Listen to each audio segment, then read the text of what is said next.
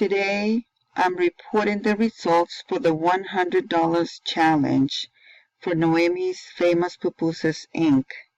It was not as successful as expected. I believe one of my downfalls for this assignment is getting too worried about the initial amount of the investment. In my opinion, for the quality of pupusas I wanted to make, $20 was not enough. I normally spend a lot more when I make them, but again, I have never done it for business before, and I have always made a lot, even though I prepare and freeze them for later in the week.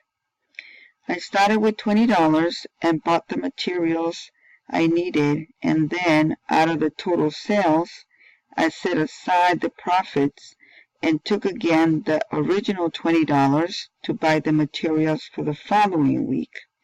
I did this for 5 weeks. The most important lesson I learned during this project was, if I had used the total amount of money I generated for the first week, I would have had more money to invest again and made more pupusas of a lower quality. I believe that is the way to increase the amount in profits, but I would have run the risk of not selling all of them and make little or no profits.